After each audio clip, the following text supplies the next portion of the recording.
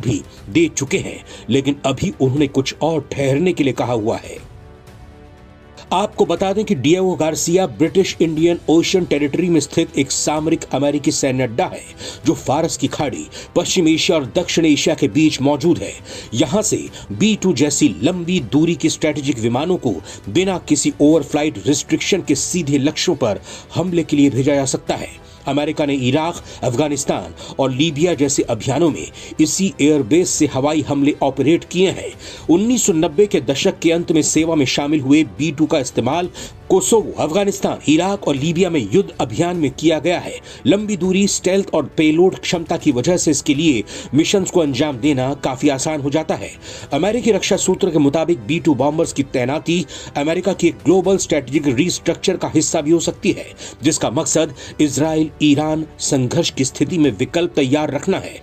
Pentagon कई बार यह साफ कर चुका है कि B-2 जैसे विमानों की तैनाती सहयोगियों को आश्वस्त करने और संभावित संघर्षों में लचीलापन प्रदान करने के लिए होती है। लेकिन डिएगो गार्सिया जैसी फॉरवर्ड लोकेशन पर तैनाती सिर्फ तभी की जाती है जब मामला बेहद संवेदनशील हो।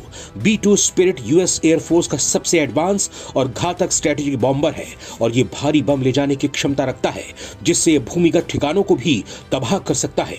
B-2 की बिना ईंधन भरे उड़ान रेंज करीब 9600 किलोमीटर है, जिससे दुनिया के किसी भी हिस्से में गुपचुप पहुंचकर मिशन को अंजाम देने में सक्षम होता है।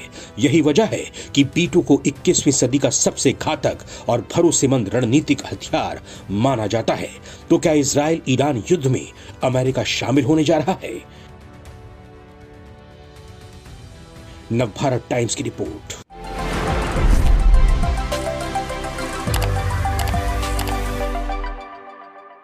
रूस और चीन को अमेरिका ने दिखाया ठेंगा। घातक B-2 बॉम्बर्स ने अमेरिका से भरी उड़ान।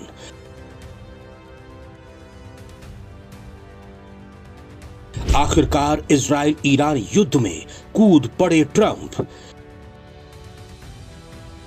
ईरान और इजराइल के बीच जारी जंग में बड़ी खबर सामने आ रही है। रिपोर्ट है कि अमेरिका ने अपने B-2 स्टेल्थ बॉम्बर्स को हिंद महासागर में स्थित द्वीप डिएगो गार्सिया एयरबेस के लिए रवाना कर दिया है।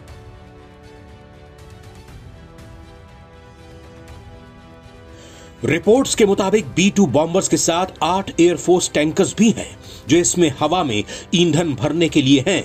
माना जा रहा है कि ईरान का सबसे महत्वपूर्ण परमाणु स्थल फोर्डो, जो जमीन से करीब 90 मीटर नीचे है, उसे तबाह करने के लिए B-2 बॉम्बर को भेजा गया है। आपको बता दें कि फोर्डो यूरेनियम संवर्धन केंद्र ईरान की सबसे सुरक्षित न्यूक्लियर स्थलों में से एक माना जाता है। इसे ईरान का परमाणु किला भी कहा जाता है, जो एक पहाड़ी पर स्थित है। यह गहराई में बनी सुरंगों और चट्टानों के भीतर मौजूद है, जिसे पारंपरिक बमों से तबाह करना लगभग असंभव है। कहा जाता है कि इसे सिर्फ अमेरिकी मैसिव ऑर्डिनेंस पेनिट्रेटर MOP बम ही तबाह कर सकते हैं। वो भी सिर्फ एक बम नहीं, बल्कि इसे तबाह करने के लिए एक साथ कई बम गिराने होंगे, जिसे सिर्फ अमेरिका के पास मौजूद B-2 बॉम्बर्स या B-52 बॉम्बर्स से गिराया जा सकता है। B-52 बॉम्बर्स में स्टेल्थ क्षमता नहीं है, मतलब ये रडार को चकमा नहीं दे सकता है, जिससे एक डर है कि ईरान इसे हवा में मार गिरा सकता है। जबकि B-2 में स्टेल्थ क्षमता है, जिसे ईरानी डिफेंस सिस्टम ट्रैक नहीं कर सकते। इसीलिए B-2 बॉम्बर को भेजे जाने की रिपोर्ट है। रिपोर्ट में दावा किया जा रहा है कि अमेरिका के राष्ट्रपति डोनाल्ड ट्रंप ईरान पर हमले की इजाजत